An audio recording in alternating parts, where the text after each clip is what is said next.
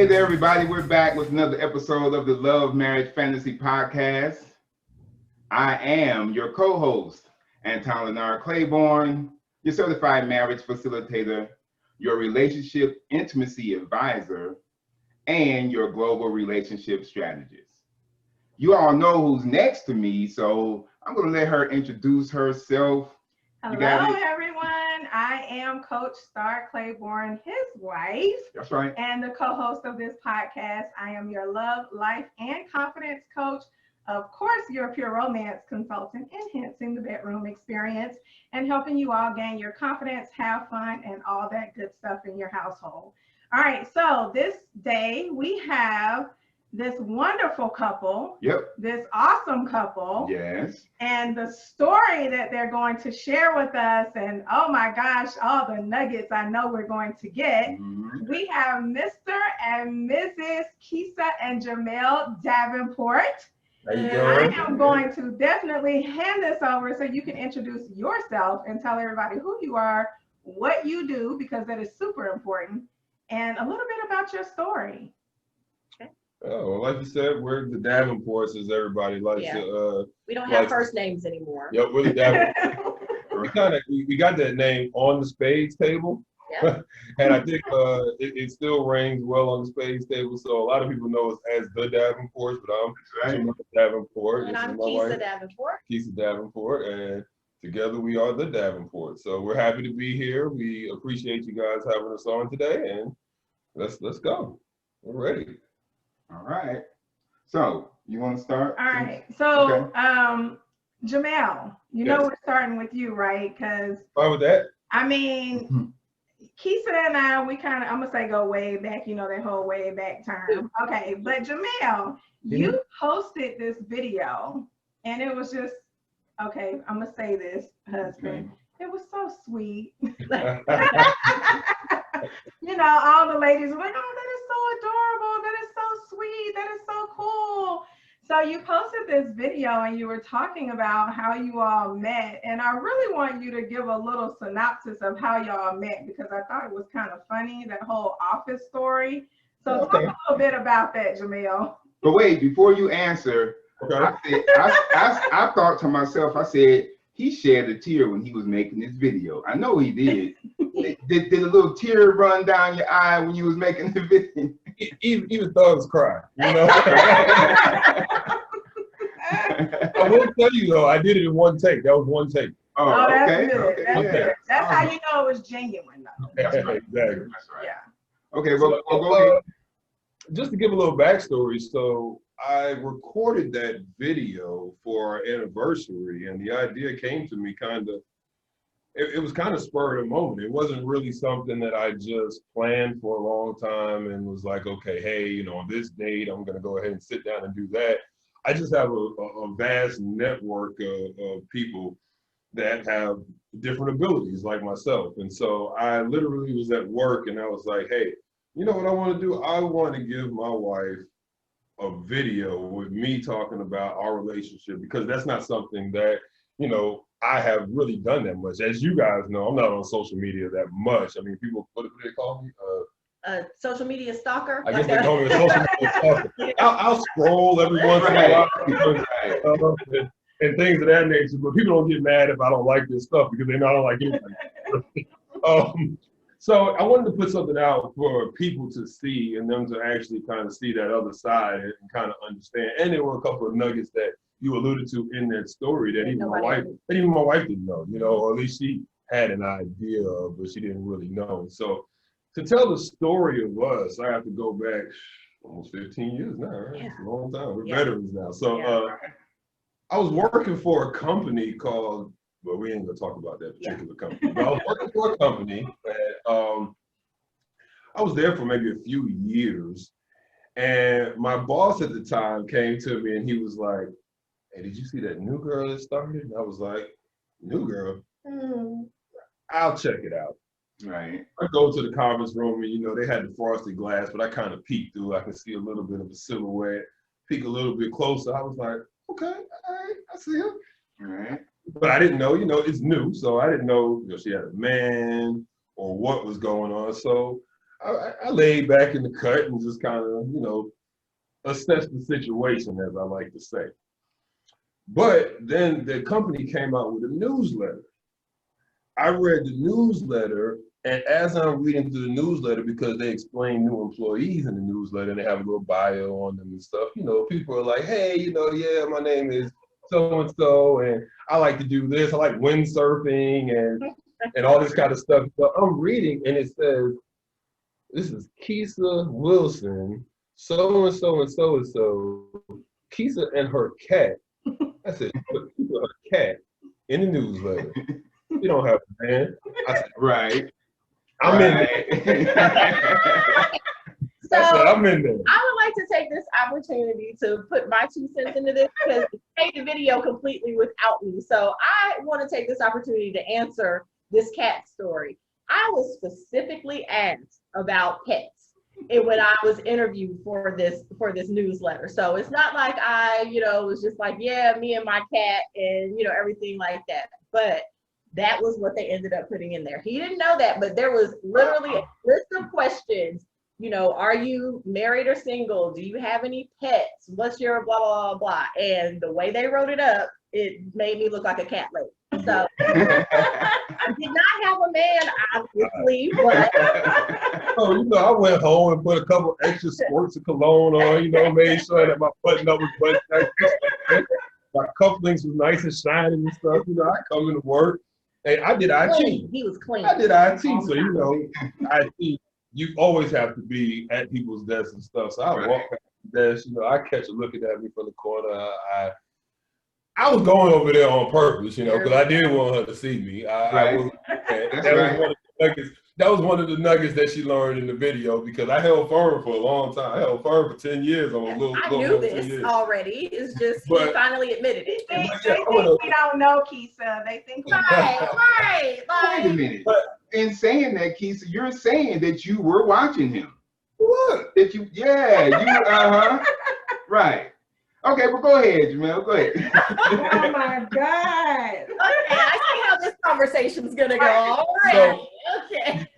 So, you know, after about a week or a couple weeks or so, the company was moving into a new building, and so Keisa was tasked with like running the move and all of that stuff. So in the training room, there was, you know, a bunch of people that were handling the move, and she was kind of running that situation. So I find a reason to go into the training room.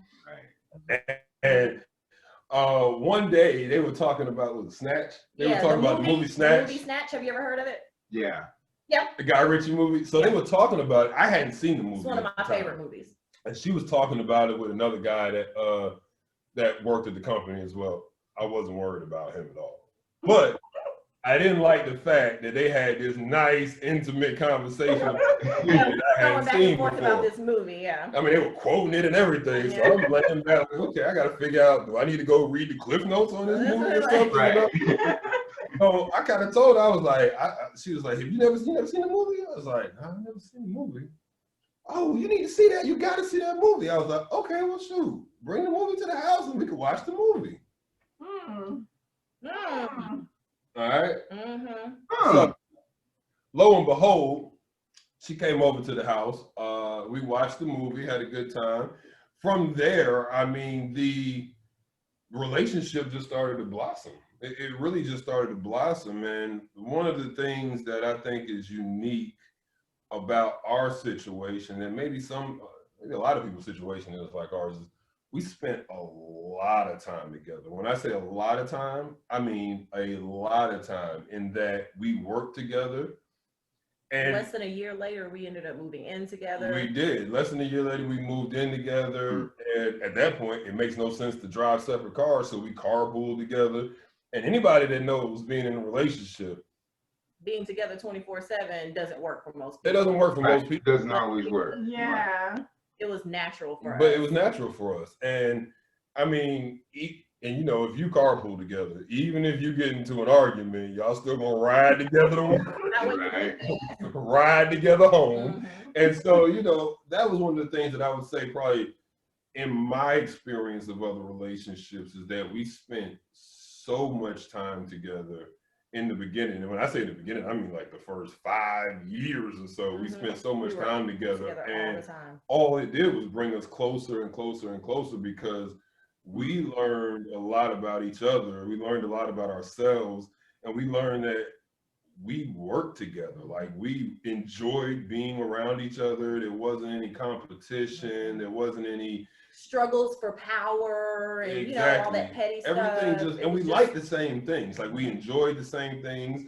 Okay. We liked the same things. And I guess I'll give you a funny story. I'll try to make it quick. But one instance when I knew that, you know, we gelled, we were at was Discover Mills. We had Discover. She had to put her glass down for this story. So I'm really curious. So we were at Discover Mills, right? And I had just got a new cell phone. And, you know, if anybody, you know, this was back in what, 2006 or so. So, you know, it wasn't a flip phone. No, it was a regular phone. Yeah. But it was a new phone. I had probably had it 2 days. So I'm walking through looking at my phone. Yeah, I like my phone. Guy in one of those middle of the mall carts stops me and is like, hey, let me see your phone, man. Try to sell me a case. So I was kind of leery, but he was persuasive. So I was like, okay, here, give him the phone. He puts my phone in the case, like, see, look, this looks nice, and da-da-da-da-da. And I just like, I know he's gonna drop my phone.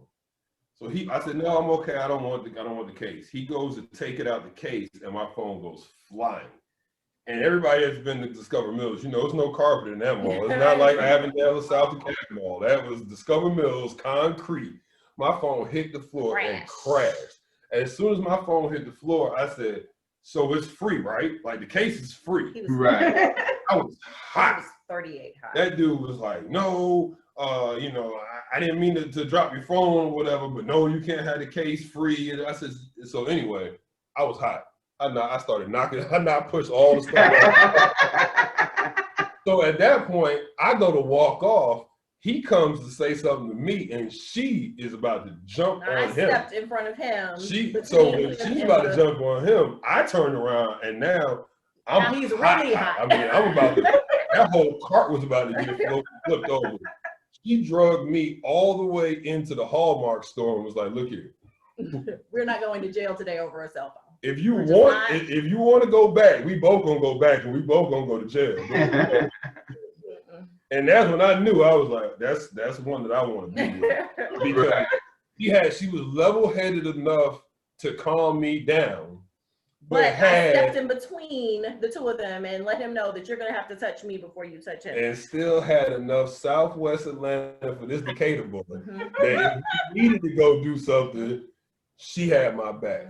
So from there, you know, like my wife said, we moved in together. I think your lease was ending in your apartment, and she was about to she was about to buy a condo. And so in between buying the condo and her lease ending, she was gonna go month to month, and everybody knows it's high going month to month. I had a roommate at the time, but I went to my roommate without even telling her, and I was like, look, he worked at the job as well. I was like, look, this is what it is. I want her to move in. You got a problem with it? He knew her. He loved her too. He was like, no, I ain't got no problem. You know what I'm saying? I'm cool with it. Okay.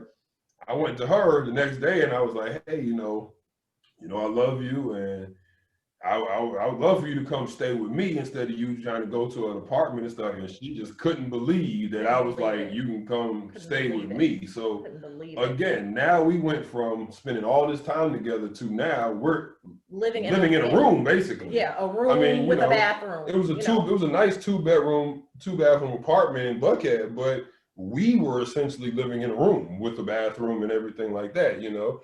And so how long were we in, about a year or so?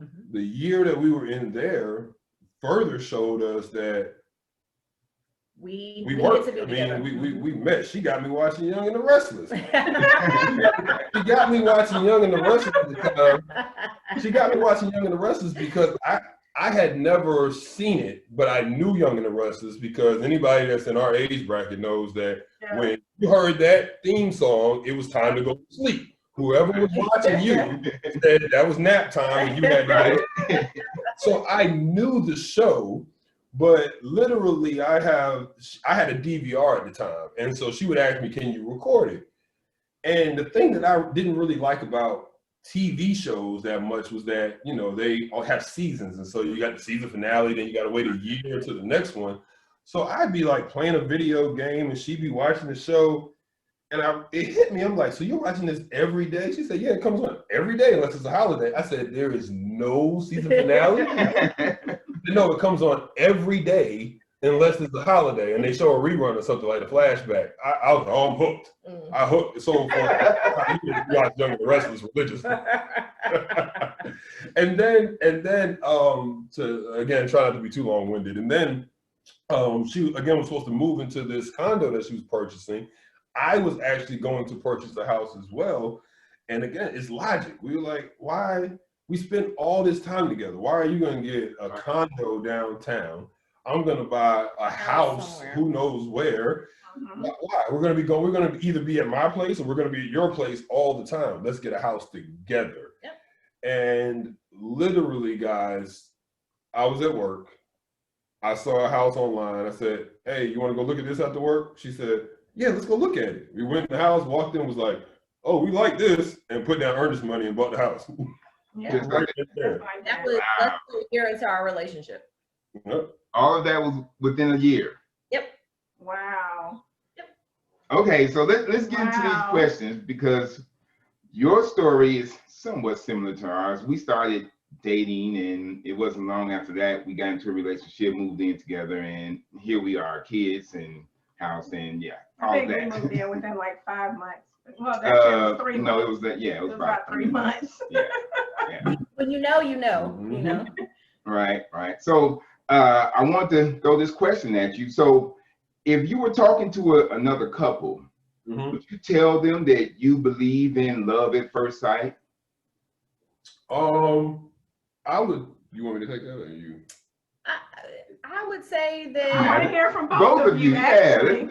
Well, what would you say? So from my perspective, I would say I believe in love at first sight in the sense that if that's what happens with you, then that's what happens with you. That's not what happens with everybody. So, you know, I don't believe that, you know, everybody finds their mate through love at first sight, but I do believe it's possible and it really, you know, reigns true, you know, in the long run. So yes, I believe in it. In the long and short of it, yes. I think that it is possible. We definitely didn't have love at first sight, but we had chemistry at first sight. Because the thing about love at first sight is when you think about love at first sight, you forget baggage, right? Everybody has baggage.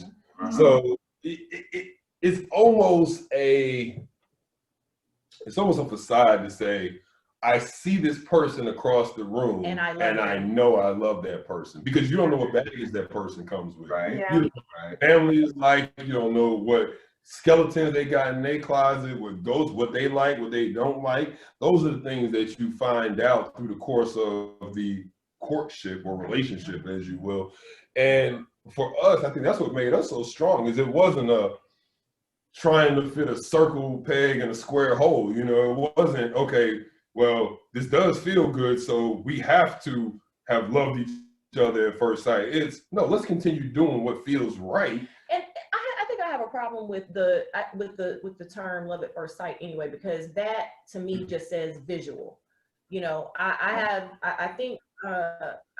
don't think you can fall in love with somebody just by looking at them. I think that, you know, you have to have a conversation with somebody, even if it is a short one, even if it, you know, is something else. I think you have to establish that there is chemistry there. You know, you can always look at somebody and know whether or not you're attracted to them, but to say that, you know, you love them, mesh with them, and, you know, everything like that, like, at least the conversation needs to be had. So I don't really like the term love at first sight per se, but love at first interaction. Yes, exactly. Love at first encounter. I believe in that for sure.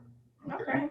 So being that you all had so much chemistry, and I know there's this thing that all of a sudden when you start dating somebody else, all these other people start coming from nowhere that you used to talk to, and they want to call you now all of a sudden. Did you all have any issues with other people trying to interrupt that process with this dating?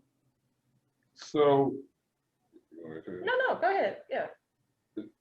For me, I say no, because prior to my wife, I had other Fleeting fleeting relationships. relationships. You know, I hadn't really been with anybody longer than 2 or 3 months or so prior to her. It was a number of people, but nothing that was long or sustainable. So for me, it wasn't hard to say,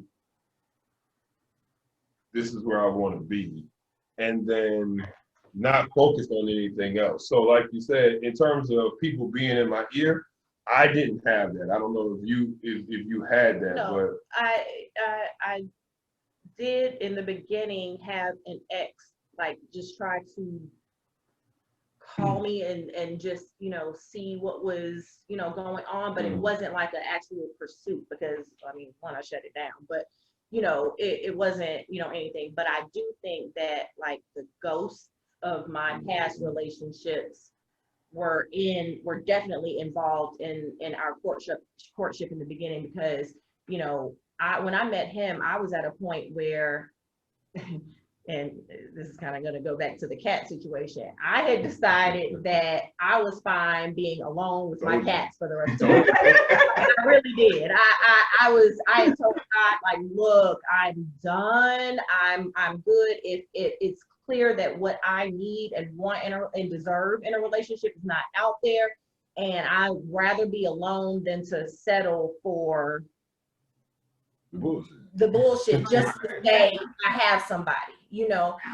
And then that's when he came along. And so in the beginning, he heard a lot about my exes. He heard a lot. And so I would say in that respect, he kind of had to deal with, it wasn't competition because clearly I didn't want them back and didn't want to have anything to do with them. But I would imagine that, you know, that is a heavy thing to carry, to hear somebody constantly talking about other people, you know, from your past. So I wouldn't say that there was any competition, but there was definitely baggage that I needed to process and unload as we continued with our relationship.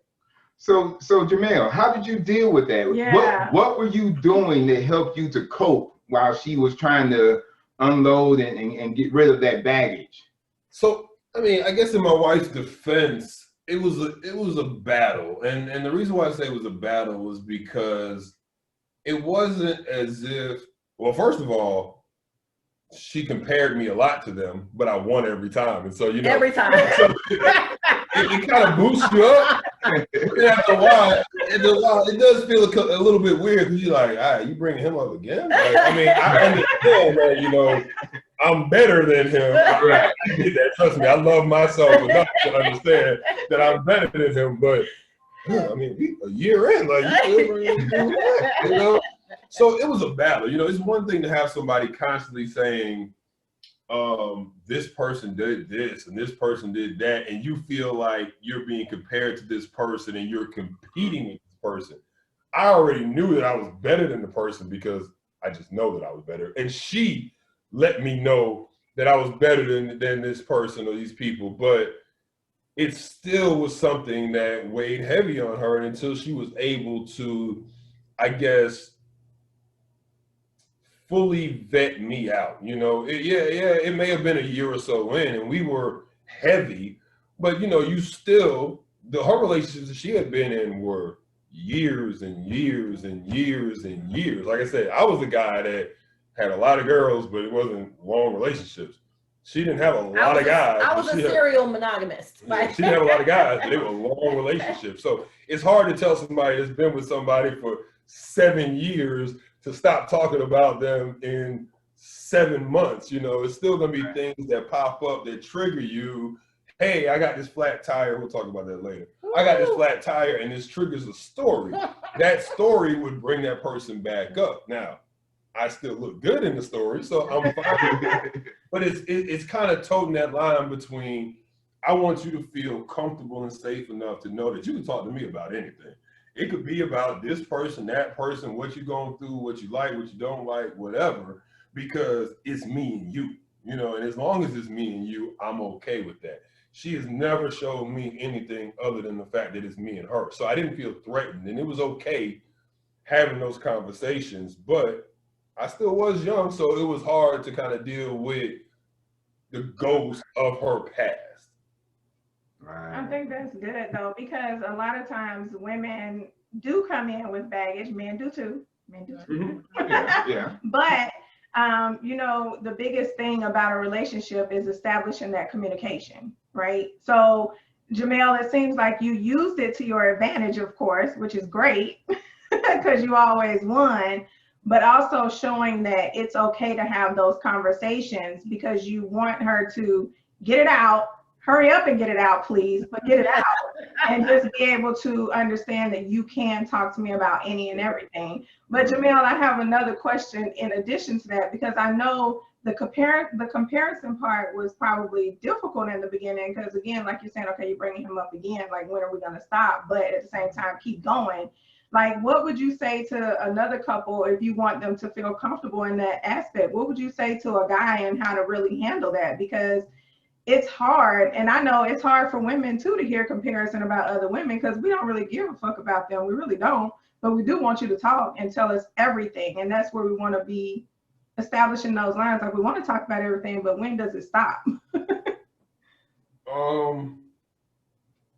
don't know if this is the best advice, but I'll tell you what got me through. I was born in New York City. I grew up in Decatur, Georgia. So I am a very self-confident person. My wife can tell you. Okay.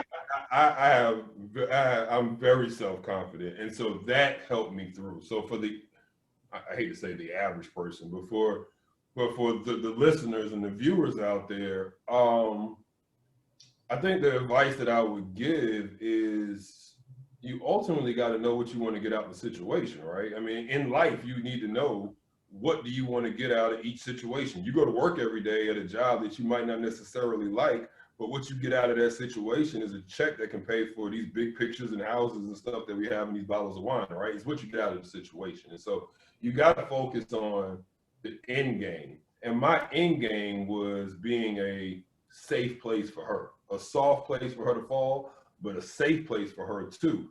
And it kind of comes in tandem because you got to have that self-confidence, because if you don't have that self-confidence, then you don't hear it in the way that you should hear it. When I heard it, it was, yeah, this is that situation. And I know you wouldn't have handled that situation that way. I love being with you because here, this was like this was like that. A person that doesn't have self-confidence, all they hear is, you talking about that person again? You keep bringing that person up. Do you want to be with that person? Why are you thinking about them? Why are you thinking about them? And that kind of comes to you, and that's something that's from within you. That's not the person there. But my end game was I wanted to be that safe place where she felt like when all else fails, I could tell him. And she knows that when all else fails, she could tell me, and we gonna either talk it out or figure it out. You know what I'm saying? No matter what it is, whether it has to do with me or it has to do with anybody else in this world, we're gonna talk it out or figure it out. That's good. I like that. Yeah. So let's go back to the video that you did. You mentioned in that video that you all like 99, what was it, 99.9%? 99.9%, but you know you can't say 100%, which we agree there's never 100%. So what was the 1% that was the problem? 0.1%. Yeah, 0.1. That's right. For both of you. Okay, the 0.1% for me. It's the same for both of us. Okay, so the 0.1% was the big D. Get your mind out the gutter. Depression. It was depression. My wife. I fell into a huge depression shortly. I mean, it was relatively early into our relationship.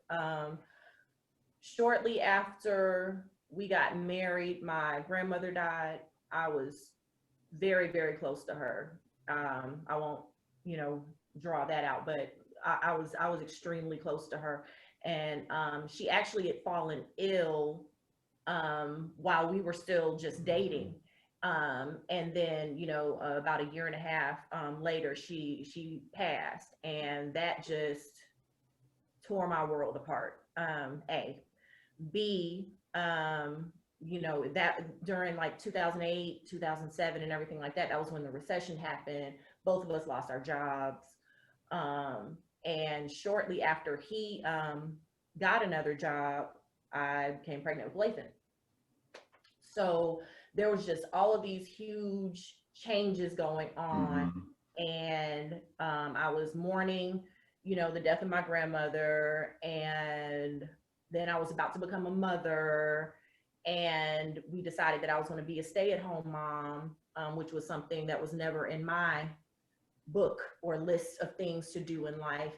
And I fell into and the thing is I've actually struggled with mental health my entire life. I didn't know this because, you know, in the Black community, we don't acknowledge, you know, we're just now starting to really talk about mental health and acknowledge it and everything like that. But depression and anxiety is something that I've always struggled with. But when all of those back-to-back things happened, I really fell into a spiral, and he had to carry me on his back. He had to carry me. Like I was in a puddle and he had to scoop me up and carry me along, you know, and that was stressful on him. I tell people that the only thing that's worse than being depressed is living with someone who is depressed. Because there's nothing you can do. There's nothing you can do. There's nothing you can do but be there for them. That's it.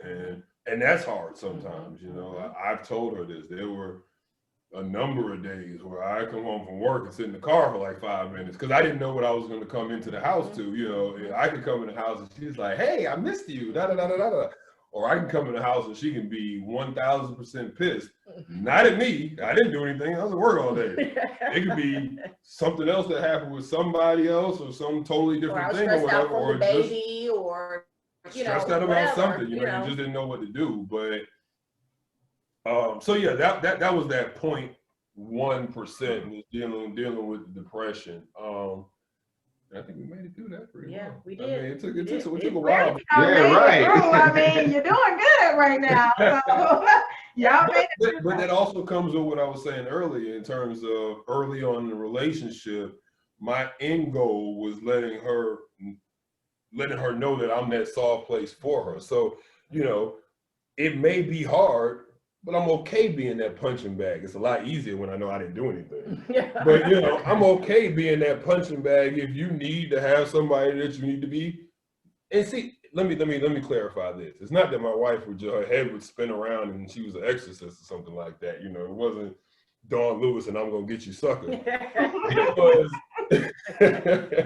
it was that it may be a situation where I came home and she just didn't have 2 words for anybody. And that's even after Lathan came, anything. You know, she may not have had 2 words for anybody. And so you got to be strong enough to understand I didn't do anything to her.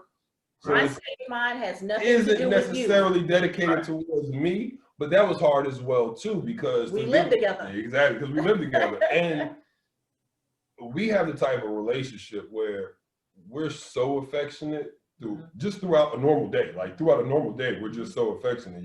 We can pull Lathan down here and he'll tell you that he might see us kiss each other maybe 17 times in a day, you know what I'm saying, or hug each other, stuff like that, you know. And we both grew up in households where my mom would go to work all the way in Alpharetta, drive 2 hours back, get home, and just be home. Like they wouldn't even kiss him, like, "Hey, how you doing?" or whatever. And her parents was kind of the same way, you know. But we didn't grow up in affectionate households. But we're not like that, and so it was very important for me to be that safe place for her when she was going through this. While we were still trying to identify what this was, because we didn't even really understand what it was. So being that you, like you say, you had all this stuff going on and then child 1 comes along, right? So clearly you're going through this phase, like, I don't know what you were feeling actually, Keisa, because having a child, everybody, I'm gonna say every woman feels somewhat of similar things, but then there's so many different things that we feel after that first child. Yeah, and the main thing is we just want to be the perfect mom. That's it. Like, and how do we do that? And we don't know. So when child 2 came along, which was what, a little over a year ago? Yep. a little over a year ago. How was that? Was that different for you? Was it easier? Was it harder? Okay, so the thing about my depression, it actually lasted a pretty long time. Okay. I hit rock bottom in 2018. And after I finally came out of it, then we were pregnant with Jax. Mm. So it was Jackson. Jackson gave me confirmation that I wanted and needed to be here, if that makes any sense. Oh, wow. Okay. Okay. Because after I, restored my will to live, then my life was in danger again because the pregnancy was a little difficult and we had issues and everything like that. So I went from not valuing my life to being afraid for my life, and, really being like, okay, I need to fight to be here. I can't leave these men, here by themselves. I have to be here. And so, Jackson came at a time where it was divine timing. It really was. He just came and he fit right in. Like, he wasn't necessarily planned, but once we knew he was coming, it just, I don't know. He just fell right in and fit right in. So the only thing that changed with Jax is he took over the house, clearly. Like, oh my God, his stuff is everywhere, and we get less sleep. But it's like he was always supposed to be here, and he completed our family. And it's so crazy because we never thought that we could ever love another child as much as we love Lathan. Like, that was our holdup in having another one. We were like, how is it possible? How is it possible to love another human being as much as we love this one? And he came and it just all made sense. And right in, yeah, like. and he completed our family. Like, it really gave us a sense of being settled and at peace, and just he completed it. Wow. Wow. Yeah. So did you, Keisa, did you find your, I don't want to say find your purpose, but did you find new purpose? Let me say that. Did you find new purpose when Jackson was born? Absolutely. It's like before, because, and again, this is because of my depression, I felt like I was a burden on the family. Again, it was never my intention to be a stay-at-home mother. And so while it is natural for me to be nurturing and, I'm domestic, I cook, I clean, I, do, the whole nine, it was difficult for me not making a check. Okay. It was just never it never occurred to me that I would ever be in a capacity where I be totally reliant on another human being for, basic, needs and necessities and everything. Not that he made that a thing, but it just never occurred to me that that would be my lot in life. And, for the longest, I felt like I was a burden on him. I was like, he's having to carry all of us on his back, financially, mentally, emotionally, everything. And when Jackson came along, it kind of lit a new fire under me. I was like, okay, well, it's two of them here now. Like, I really need to, figure out where my place is in this world, and then transfer that to what I'm going to contribute, to my family. And it's not that I wasn't contributing all of those years. Jamel stayed telling me that he, valued everything that I did, and he couldn't do what he did if I wasn't doing what I was doing, and, XYZ. But I just didn't feel like I was doing everything that I could, should, and needed to do.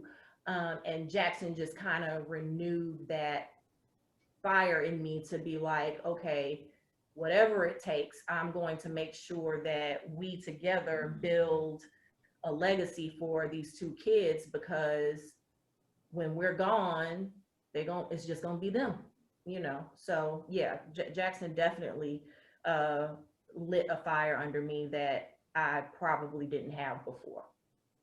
Awesome. So now I have to ask you, Jamel, being that you were going through, you were working and of course supporting your wife. How did the second child, how did Jackson change you? And I'm saying this because as a father, I know the first one is the first child. I'm saying the first child, that's a training period for you, for the parent. You're learning your ropes. The second child, that one's a little bit easier, but I'm thinking with your situation, Jamel, being that you were still dealing with your wife's depression, here comes another child. How did that affect you? How did that second child affect you? So to speak to the depression, at the time that Jackson came, we were on the pretty much the outside of depression. Like my wife said, the biggest thing that I have learned with depression is it's almost kind of like being an alcoholic. You have to acknowledge the fact that you're an alcoholic before you can really fix being an alcoholic, right? People that are truly depressed, they don't know they're depressed. Right. They don't know that that's what it is that's keeping them in bed, or that, is not allowing them to interact with people the way they normally would interact with people. Correct. And so by the time Jackson came, and like my wife said, we had went back and forth. As you know, we have a gap. We have about an eight and a half year gap between the kids. We had went back and forth for years. One thing that we knew was that we didn't want to have two kids in diapers at the same time. So that solidified the fact that it was going to be at least 2, 3, maybe 4 years or however long. Because we said whenever the second child comes, if we have a second child, the first child needs to be able to help. And help could be just that they were able to bring up a diaper for the second child, right? But then what ended up happening is 4 or 5 years went by and we thought about it and we were like, our situation, are we ready? And then 6 years go by and it's like, then for like 6 to 8 years, or excuse me, from year 6 to year 8 of Lathan's birth, or life, we were going back and forth as to how can we love another person as much as we love Lathan. So we were on the fence. We were literally 50-50 on the fence. Like, if we never have another child, we're good. Fine. If we find out tomorrow that we're having another child, we're great. We're ecstatic. And so for me, to answer your question, we were kind of on the outside of the depression, so that wasn't really a concern. And then to my wife's point, with the no longer being the mental issues, but the physical issues that she was having with having the baby, I was more concerned about her actual health, her physical health. And so my mental state from Jackson coming along was a little twofold. It was, okay, now I have another boy, which I now have to turn into a man. Right. But at the same time, I have to nurture this baby that's coming along and come to the realization that now my 8-year-old, who was about to be 9 and hitting, for all intents and purposes, the halfway mark, because once he turns 18, I don't have him anymore. Now he's 10. I have 8 more years to teach him everything that I need to be able to teach him before he ain't got to listen to us. Not in this house and make those decisions on his own, right? So for me, the hardest part was navigating, was in my mind conceptualizing the fact that at the same time I have to bring this baby along and teach him how to be a person and grow up, and I have to have this 8-9-year-old that I have to teach how to be a man while also teaching him how to be a big brother, and how to treat women and how to, all of these things. So the responsibility that was laid on me with the second child was more so just, it made everything more real, if you will. It made time more real. Yeah, it really did. It's so weird that, with Lathan, it was just, kind of like he was our child, and he was our third person. He was an extension. He was just he was just like person, but Jackson made us really look and say, "Oh shit, we have two little humans. We have a family here." That we have to really make sure that they are set up when we're not here anymore." Like, I don't know why we didn't, why it didn't click like that with us with Lathan, but with this second one, it just really turned into it. Like I said, we started making some real moves when Jackson was born, whereas we were just kind of, continuing to live. Just yeah, like I said, Lathan was an extension of us. So he came along. When Lathan came along, we still did everything that we did before Lathan came along. He was just with us. Yep. And so when Jackson came along, it made everything real. Like, oh shoot, okay. Yeah. So after having the kids and everything, and Jamel, we keep going back to the video because the video was just I really thought it was very powerful, actually. And I think it could speak very well to a lot of couples, especially.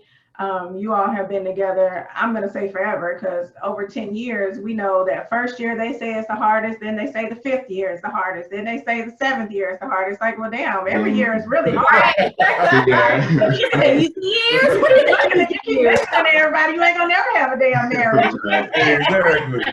But in that, and I'm asking you this because one of the things that we talk to our clients about a lot is your roles, like understanding that you have roles. And Keisa, I know you said that whole, I didn't expect to be a stay-at-home mom. I didn't expect to be a stay-at-home mom. I don't know if he probably was looking forward to being a stay-at-home dad.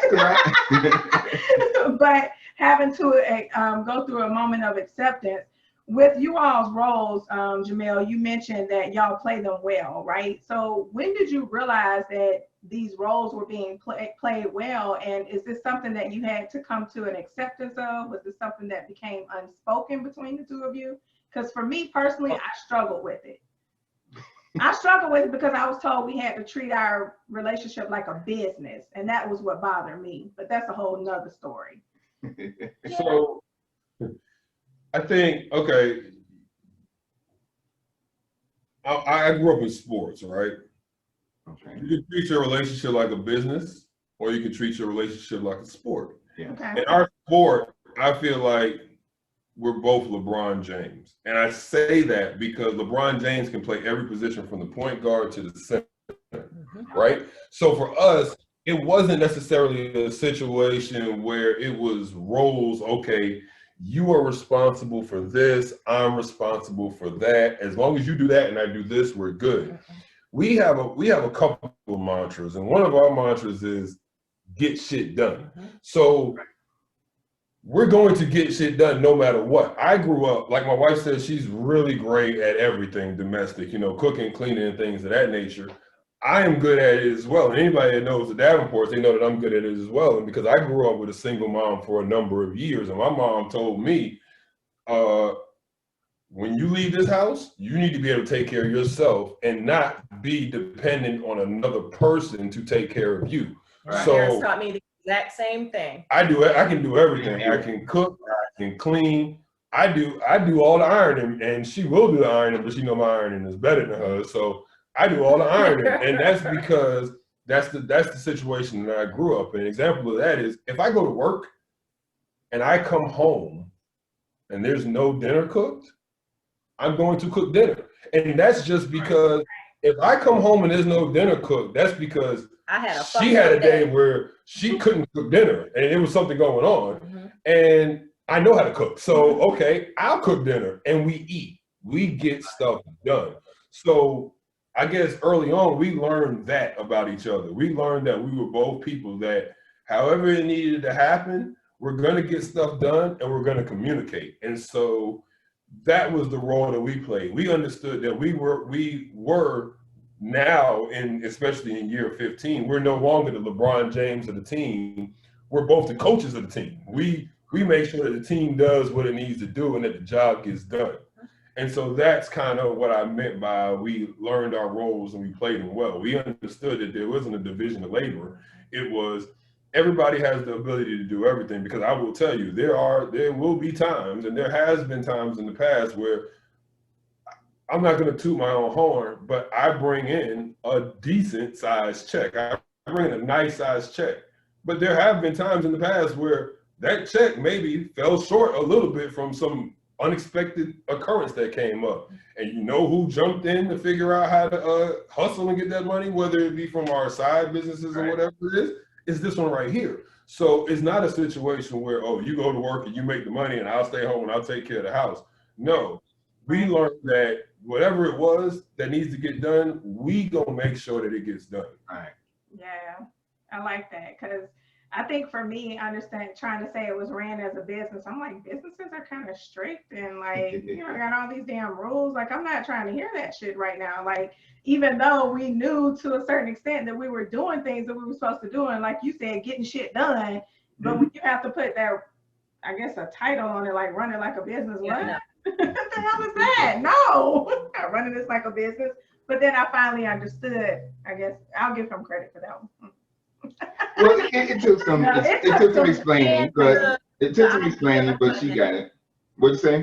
No, I was just saying you can definitely understand the logic behind that. You know. Oh yeah, you know, I get it now. I get it now. It just took a minute. That's the biggest thing about it is there is no one size fits all for relationships. The biggest part is figuring out what works for you. So if running it as a business works for you guys, then that's great. You found out what works for you. We found out what works for us. A lot of the relationships that don't work is because they haven't figured out what worked for them. And again, to circle back to what I said, they try to take that square peg and put it in the circle hole. They try to make a person fit into a role that they think that they should be in, as opposed to figuring out what works for their particular relationship.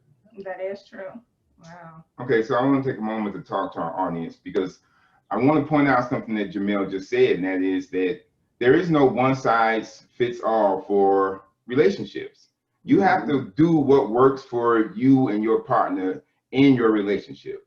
And if you can keep that in mind, you'll find that you're creating an opportunity for you and your partner to have discussions about whatever may come up. But if you're trying to force them to fit a particular role, then that cuts off the opportunity for discussion. You always want to keep the lines of communication open. So keep that in mind. There is no one size fits all for relationships. What were you about to say? But you know what the killer to that is? The killer to that is outside interference. You can't figure out what works in your relationship. Oh, man. You're getting questions and everything from everybody outside. You got to make sure that you keep your relationship. The only way you can figure that out for yourself is if you don't have the outside interference of everybody else. And I think that's one thing that we have done really well is we run our race. We run our race. We don't try to make our situation fit other people's situation, and at the same time, we don't go to other people to get clarification and justification on something that we do. That we have decided on. Yeah. That sounds similar to what we live by, and that's no one or no thing. And that basically means we're not going to let no one or anything interfere with what we have going on in our relationship. In doing so, we've been able to keep a lot of nonsense out of our relationship. A lot of people, especially family members, out of our relationship. Yeah. So everybody has a negative opinion. Let's just say that. Yes. Yeah. Everybody is. It's almost like, people are waiting for you to fail. It's like, oh, you can't be that happy. You couldn't possibly work that well together. We, a few years ago, not a few years ago, but several years ago, had a friend. We used to hang out with this other couple, somebody else we went to school with, Sabrina, we'll talk about that on the side. But we used to, hang out with them on a regular basis and everything like that. And at one point, she just says out the blue, "Are y'all always that nice to each other?" Like, she just couldn't believe that, we genuinely love each other and get along, and, we're good friends, and we don't bicker, and we aren't you know, petty with each other and, you know, everything like that. It's like people just can't believe that that type of relationship is possible. And, you know, I feel bad for you that you don't know that, you know, and that you haven't experienced that for yourself. But yes, it is very much real if you are looking for a real connection with somebody as opposed to just finding somebody to say you have somebody. Absolutely. Correct. And don't get me wrong, it's not like we don't argue. We argue like anybody else would argue. But what I'll tell you is that if you guys were over our house, and this was an example of something too, we'd have people over the house and we'd be playing spades and playing cards and stuff with them. And they would just be arguing back and forth and stuff like that about, oh, why did you do that? And why did you do this? And that would lead into other stuff. But when they see us out, they don't see that. And that's why they assume that we have this perfect relationship where, you know, we don't argue. Well, and to me, it's perfect you for know, us. it's perfect for us, but you know, Yeah. we argue like anybody else do too. You know what I'm saying? But I don't think we argue like anybody else though, honey.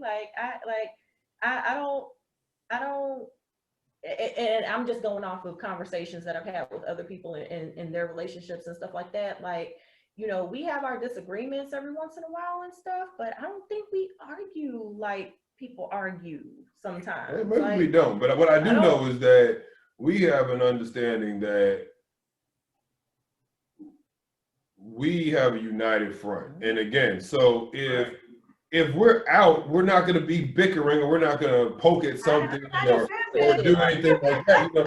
And I bring that up because there has been that perception, and we have had people say that to us, like, y'all can't be that nice to each other all the time, because when they interact with us, we interact like this, and they see us, you know, meshing and gelling, and they just think like, how do y'all do that all the time? It's unbelievable. It's like we are nice to each other even when we disagree. You know, we're still respectful. We're still going to have a conversation. We're not, you know, taking low jabs at each other. We're not trying to hurt the other's feelings. We're just trying to figure out whatever this disagreement is. We're trying to work it out so that we can move on to whatever is next or whatever. And I think that that is key. I think that that is something that, you know, a lot of relationships are lacking is, you know, when a disagreement pops up, people are more interested in being right than being happy, you know, and you need to learn how to choose your battles and everything like that. So it's like, yeah, we disagree, but do we fight? I don't really call it that. I really don't. I think that when we have a disagreement, we, you know, have a respectful conversation about it and we work it out. I think that's a good point, Keisa, because I was listening to you when you were saying, you know, I don't think we argue like most other people. And in our relationship, I would say the same thing, because it's not that we're jumping down each other's throat. We're having that respectful conversation. And for us, it's always been, okay, clearly we have a problem. Can we just talk about the solution? Right? Because at this point, you can have your opinion, I can have mine, but what's the solution? What's the best thing for everybody involved in this situation, which includes the kids, because no matter what happens, it still includes the kids. And so a lot of people have not been taught to focus on the solution, or the only thing they see is, like we were talking about in the beginning, having a power struggle. I have to always be right. I have to always be strong. I have to show that I'm better. I have to show that I'm the bigger person. And it's not about that. It really is about what's the solution, because we can spend 10 days arguing about this bullshit, or we can find a solution and move on and continue to be happy. And frankly, like, this is my best friend. This is the only person in the world who I want to talk to every day. I don't want to be on bad terms with him, period. We need to fix this shit right now, because in about another hour or so, I'm gonna have a joke I want to tell you. Now, see, that makes me we watching Snowfall today. We gonna watch Snowfall. Yeah, I know there's been times where in my mind I'm like, dang, I really am pissed. But then, you know, something just miraculously happens where I have to open my mouth and say something to this person right here, and I'm like, fuck. I was really trying to be mad for a minute and be in my feelings, but that shit doesn't even work anymore. Like, because something just had to happen in the house that made me talk to you any damn way. So, you know. I think it comes with relationship maturity. You know, you get to that point in your relationship where you realize, okay, well, I'm not going anywhere. She's not going anywhere.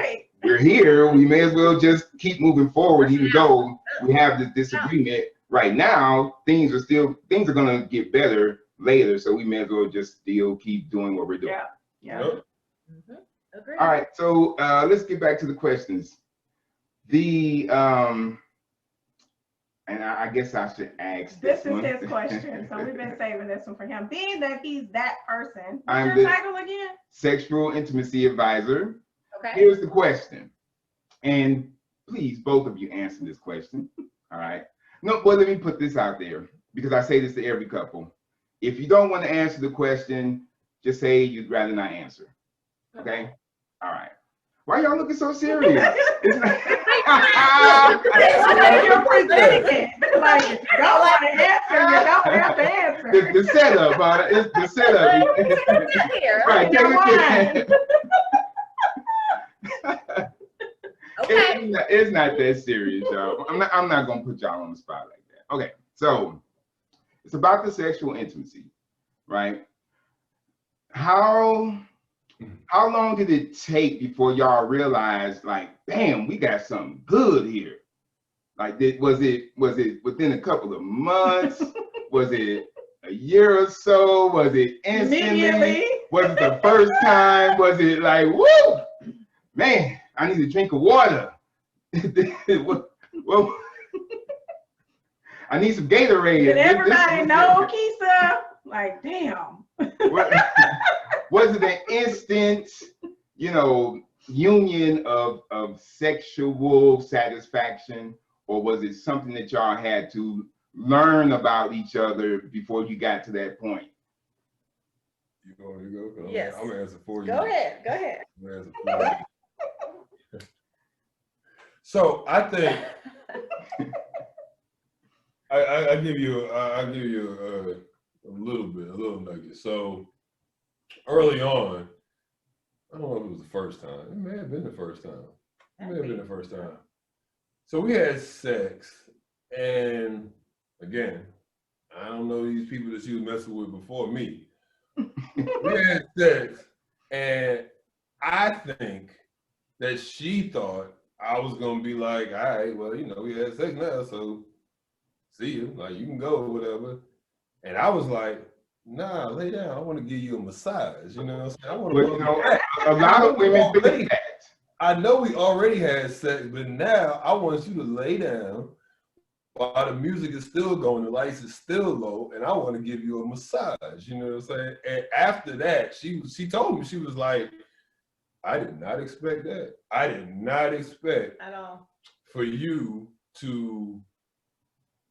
After, well, you can go. You can go ahead and finish it. It's just he was just like super attentive, and it's not even like like I said, I was a serial monogamist, so it's not like I just had a one night stands or anything like that. But guys in general, just weren't as just attentive and affectionate, and everything. And I didn't know if he was running game or if this is, really how he was. And, turns out, that's,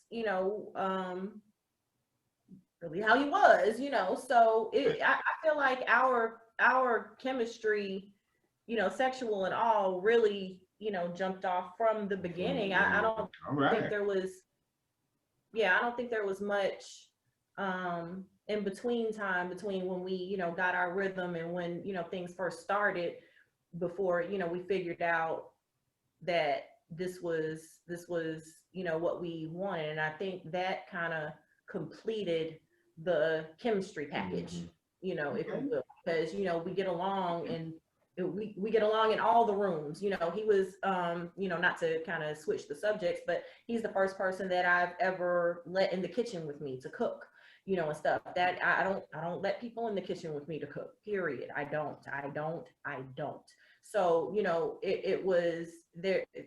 Our intimacy extends past the bedroom. We are, just very meshed together everywhere. And, as far as sex goes, that I think because we are so in tune in the other areas, that just kind of naturally flowed too.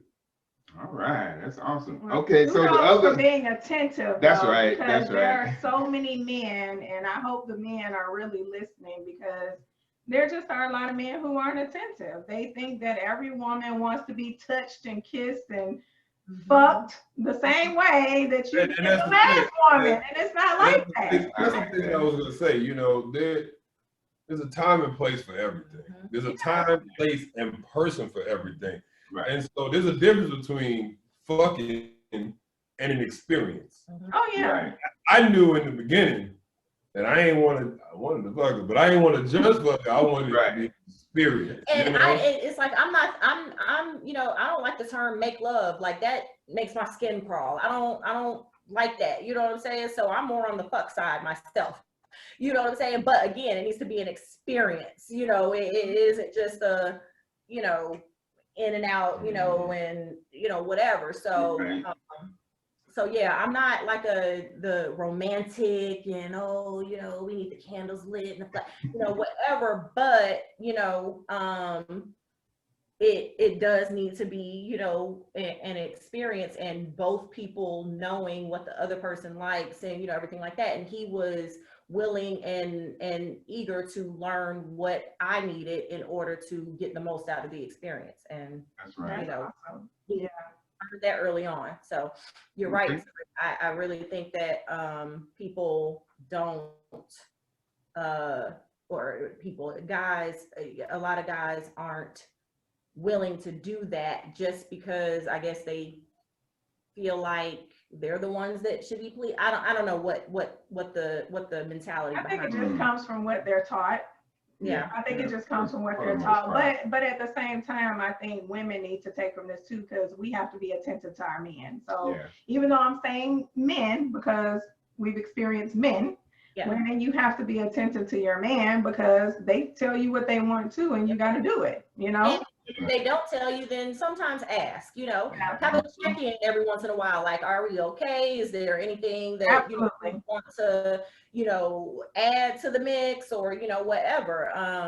You know, don't just pop up with no surprises. I'm not a fan of surprises myself, you know, whatever, but talking about things and, you know, having check-ins, having periodic check-ins, you know, is I think vital, you know. Yeah. Yeah.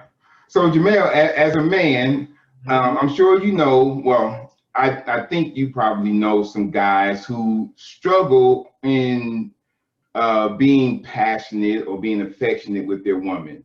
And I'm saying this because most men think that, you know, all a woman wants to do is fuck. But we know that's not true. So as a married man who has a happy wife, what are some tips you would give to men about making sure, I mean, to help them make sure they're satisfying their wife or their lady in the intimacy area?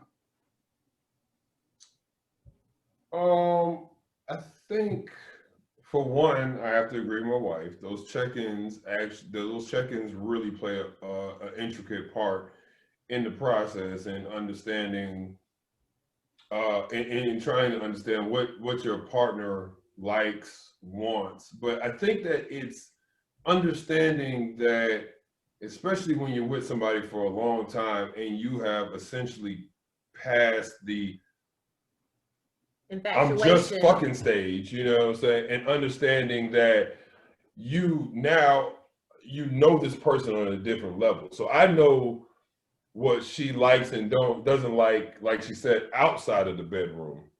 And a lot of times what you like and you don't like outside of the bedroom tells a lot about what you like and you don't like inside of the bedroom, you know? So it's understanding and taking the time, and taking the time to understand the totality of that person is what I think makes that a better experience.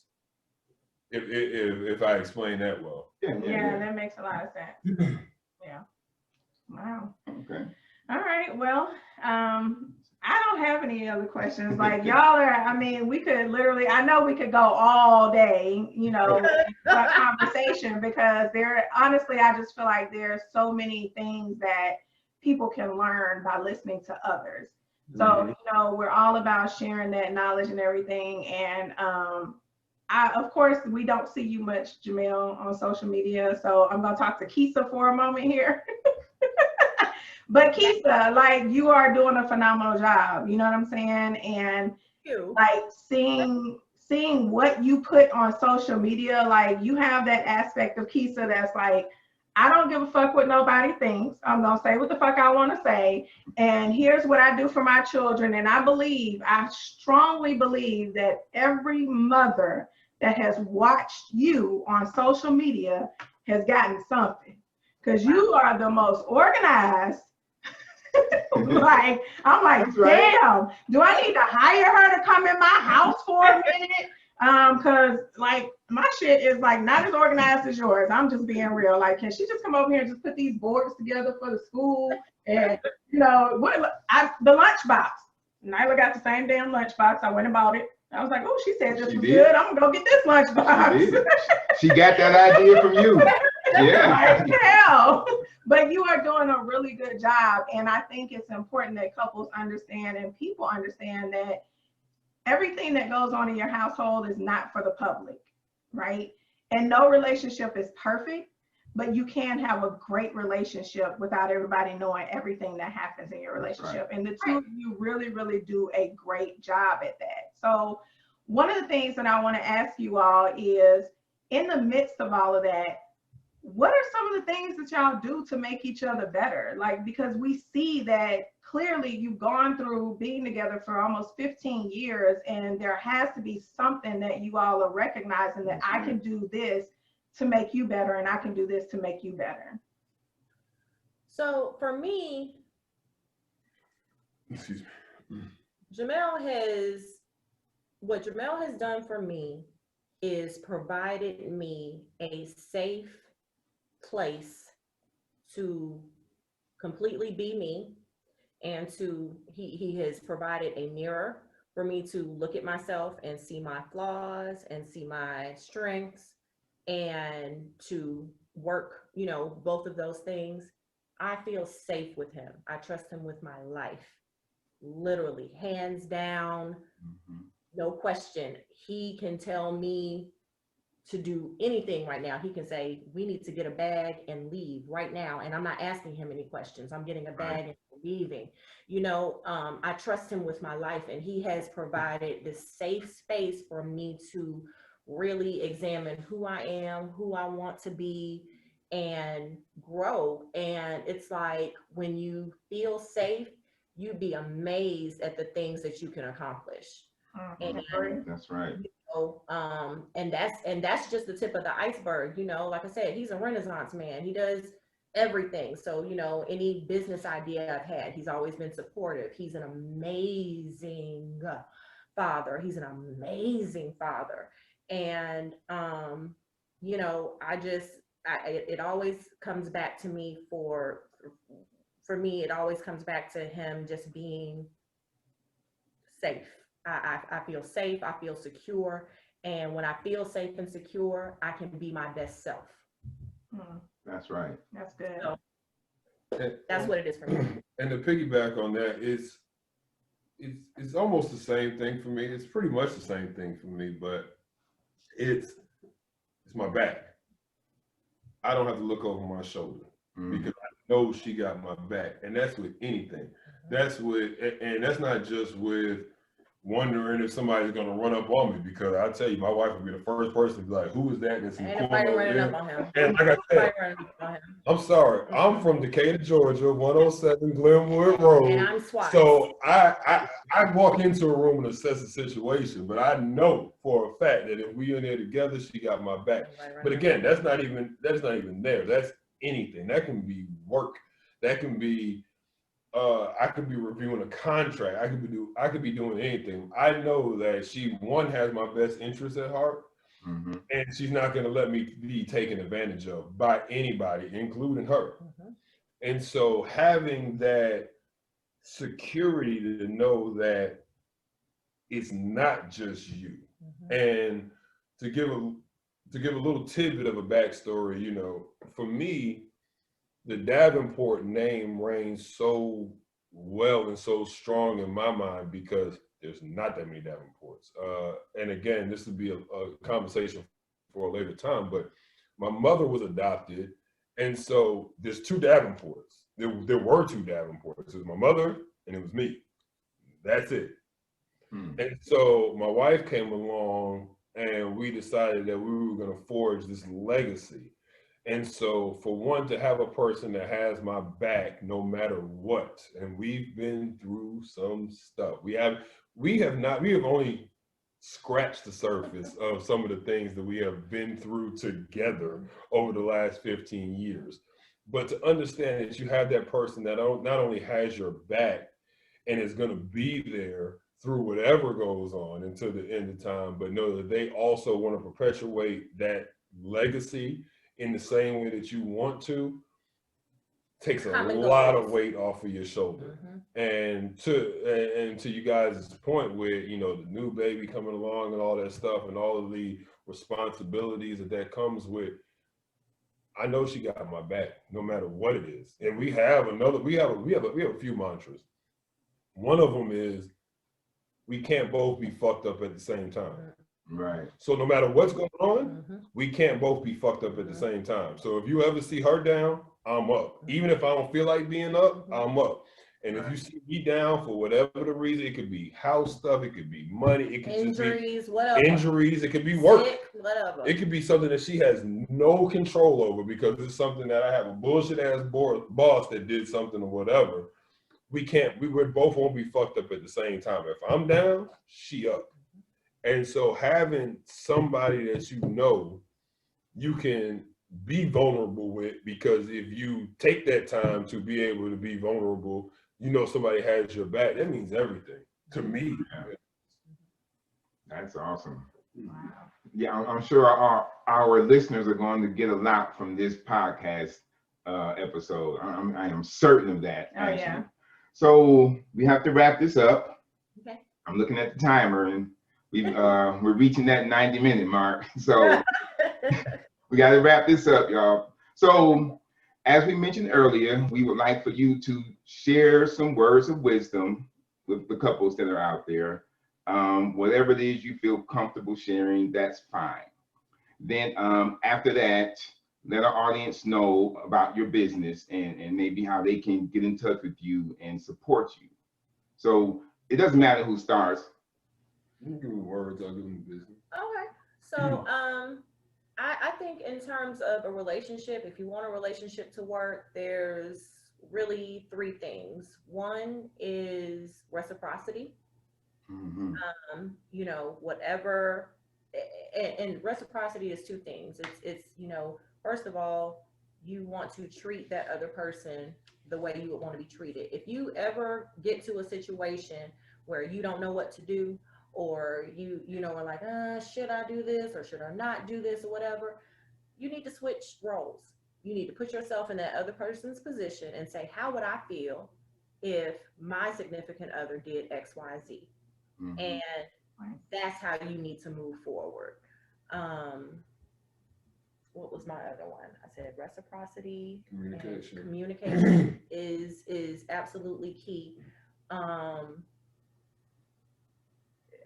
Expecting your significant other to be a mind reader is a recipe for disaster. And if you know on some level, you know, your mate should know you, and they should, you know, be able to, you know, kind of navigate things without you having to spell it out for them every single time, you know. But sometimes you are going to have to say something like, hey, this isn't working for me, or hey, I need this, or, you know, whatever, because, you know, life happens, and sometimes humans are caught up in their own stuff, and they aren't necessarily in tune with whatever is going on with you in that specific moment. And love, you know, love gets thrown around. That word gets thrown around too easily for me. And I don't think people really know, you know, what that means. But, you know, if you love somebody, there's really nothing they can do to make you stop loving them if you truly love them. Now, you might decide that you have to go your separate ways, you know, sometimes things just don't work out. People grow apart, you know, situations don't work out. That's all well and good. But if you truly love somebody, then you need to be a safe place for them, you know, and you need to make sure that if the entire world is against them, that they can come to you. And if you just provide that space for somebody, I don't care who it is, if you provide a safe space for somebody, then you will get that reciprocity and you will get that communication. So that's where I am with the words of wisdom. All right. Awesome. That was awesome. And as far as our business, we have a gourmet egg roll company. We provide frozen artisan rolls to individuals. It's I want to interject and say, oh my God, they're phenomenal. Right. They're phenomenal. Okay, I'm done. Go ahead and finish. So I appreciate it. Excuse me. I appreciate it because, you know, what we wanted to do was we wanted to provide something to individuals that not only tasted good, but was also functional. You know, we have a family, like you said, and so we wanted to provide something that tasted good, was in all intents and purposes good for you, but also was functional. We provide frozen egg rolls.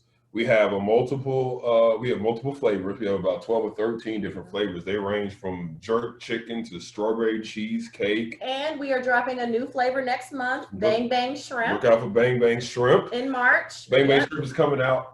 You can see us at rollplayatl.com. That's ROLLPLAYATL.com. On Instagram at rollplayatl. Yeah, come check us out. We would love to be in your freezer. We do Well, you're in our freezer. You're in our freezer. when she brought those things out of the oven, I said, okay, so what is this? And she told me where they came from. I was like, oh, okay, well, and because she mentioned your name, Keisa, I was like, okay, I remember Keisa. Yeah, I trust her because I remember how you were with your son in, what was that, kindergarten? Pre-K. Yeah. So I'm like, okay, I would trust her eating.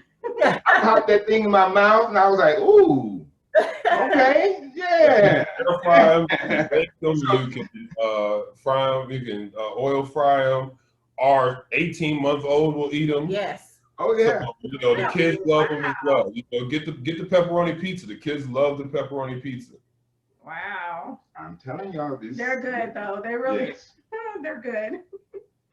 So hopefully y'all can expand that, and we'll see y'all in the stores and all that good stuff. Yeah, and you that can would do be that awesome. legacy. We want to go to retail. Yes, we're loving it. Awesome. Well, we appreciate you all for joining us. We appreciate you having us. Surprise if we asked you to come back. Yeah. But we definitely appreciate you all for joining us. To our listeners, this is how you make it work. And I think, you know, 15 years. 15 years they've been doing this. Listening to other people and finding your own way and just getting all the extra noise out of the background. Background noise is powerful. So again, we certainly appreciate the Davenports for joining us on this episode. Everyone, make sure you subscribe, hit the bell, share, you know, that whole spiel and all that good stuff, and share it with your friends. Don't let your friends not have the knowledge that you have and listen in on the fun. All right. So again, thank you so much, and we will see you all again in another podcast. All right. Cheers. Have a good night. Bye. Cheers.